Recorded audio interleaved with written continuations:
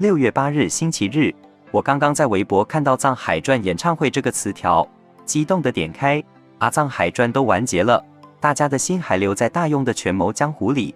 听说剧组要搞演唱会，这简直是久旱逢甘霖。想象一下，肖战身着藏海的服饰登台，回忆起他在剧中的步步为营，谁的 DNA 狠狠动了？肯定超燃！这阵容，这创意，不狠狠期待一波都说不过去。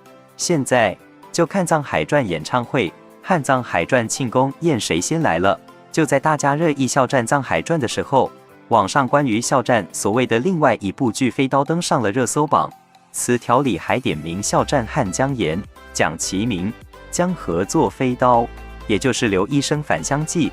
网上不仅爆料了演员阵容，还透露这部剧将会在 Q4 开机。对于肖战来说，《藏海传》刚收官，新剧谍报上部封顶才刚开拍，如今下个饼又紧追在后。肖战今年可谓是红红火火的一年。昨天《藏海传》全集的 CVB 收视率统计出来了，全集收视率是 1.469， 位居央视古装 CVB 第2。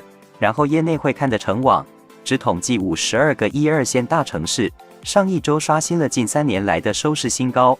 网播方面，昨天周末加 VIP 恢复更新1集，断更3天后强势逆跌，比前天多了600多万播放量，长尾效应明显。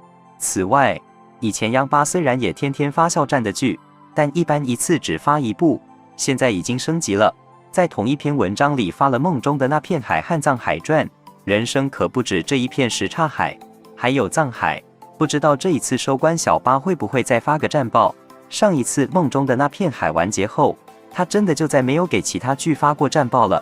藏海传一播完，大家开始放肖战以前的视频来实现剧粉向演员粉的转化了，各种以前的 idol 战，还有很多我们的歌和其他舞台，还有人开始推荐看梦中的那片海和骄阳伴我等作品给大家考古。肖战说在拍藏海传时，给自己做了很多人物剧情 PPT， 应该起了大作用了。其实很多导演都很忌讳演员插手剧本的事儿，因为术业有专攻，影视作品是6个集体活儿，演员自身的水平还不足于越过导演和编剧去掌控全局。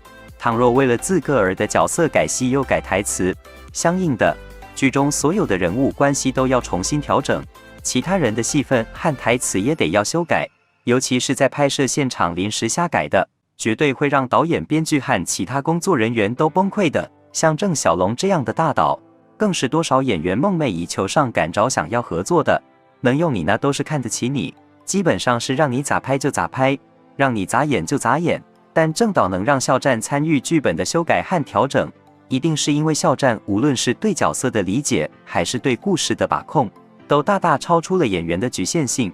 他能站在和导演与编剧同样的高度，把故事的脉络和角色的成长过程重新捋得更顺畅、更符合逻辑，提出很多有价值、有建设性的修改建议，能切实地帮助导演和编剧进一步夯实人物的厚度，并提升作品的质量。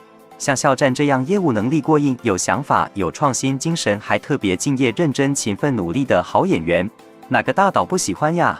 所以说啊，话语权这东西从来都不是别人给的，而是凭借自己的真本事一点一点拿下的。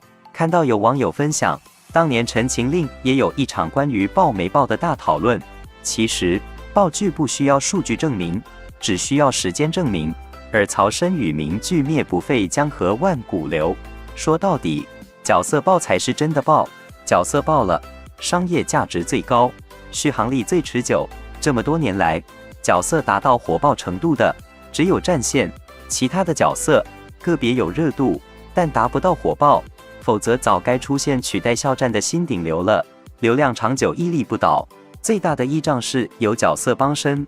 这些年出现过很多所谓爆剧，你说他没爆吧，他有数据；你说他爆了吧，他只有数据。3年2爆，1年3爆，一次性爆剧遍地都是，数据算个屁呀！角色爆了才是真的爆，爆风吸粉，培养观众，盘活市场，只有角色爆做得到。决定角色爆不爆的，不是数据，说到底是角色完成度。一个角色是否鲜活立体，有强烈个性色彩，是否典型人物、原型人物，能否激起观众久久不息的情感浪潮？《藏海传》的爆不需要用数据证明，对，数据是好看的，但数据不足以定义爆的程度。和一次性爆剧不同的地方在于，藏海这个角色太惊艳了，一款前所未有的魅魔儿童绿茶小白花男主，邪得发正，正得发邪。藏海的形象是时髦的，甚至有一点颠覆性。还有网友说，藏海专对反派的塑造堪为范本，很高级，坚决不用反派讨好观众，绝不给坏人干坏事找借口，而是深刻剖析人性，呈现出黑的五彩斑斓的反派群像。平津侯大恩如大仇，3次抛弃神碗，却以花酱自愈，寻求一丢丢道德安慰。当然，他对神碗的怀念，不过如同雷雨的周朴园怀念视频罢了。曹敬贤，一款又阴毒又审美高级的太监，长弓大刀，一曲昆曲血流成河。最终真相揭开时，发现他倒是人生之初有善念的人。赵炳文，为善灭门仇人，伪装成恩公，狼子野心却口口声声为了大庸。特别值得一提平津侯，草菅人命，冷酷无情，又有一呼百应的枭雄气质大将之风。剧里没有为他杀人放火找任何理由，始终是道德批判的态度。但道德批判是一回事，审美评判是另一回事。有的观众对平津侯的下线唏嘘不已，这完全能理解。最后最复杂的人其实是庄之行。庄之行的恶在剧中表现得特别隐晦。庄二是这种人，但凡对他无害，他不介意当一个好人；但一旦危害到他的利益，他也能狠心做恶人。当他一眼认出智奴时，他愿意放智奴一马。这时的藏海在他眼中翻不起风浪，只要他去告密，藏海必死无疑。此时藏海威胁不了他的利益，对他无害。再后来他成为侯府世子，和皮金侯利益一体。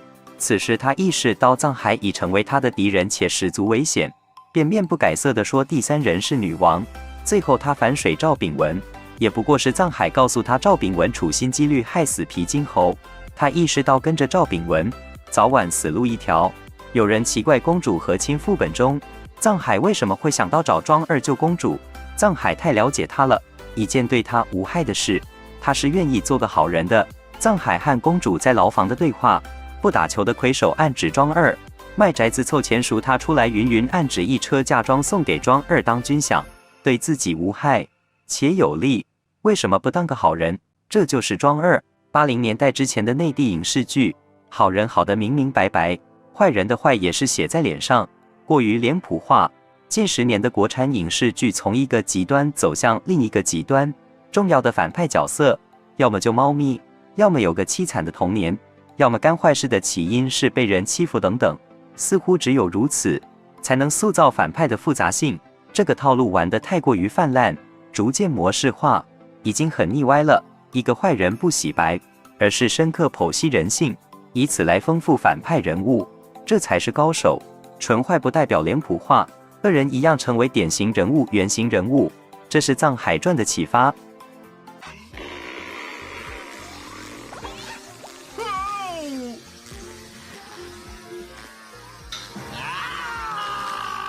快乐就是就像和那个什么差不多，快乐就像谢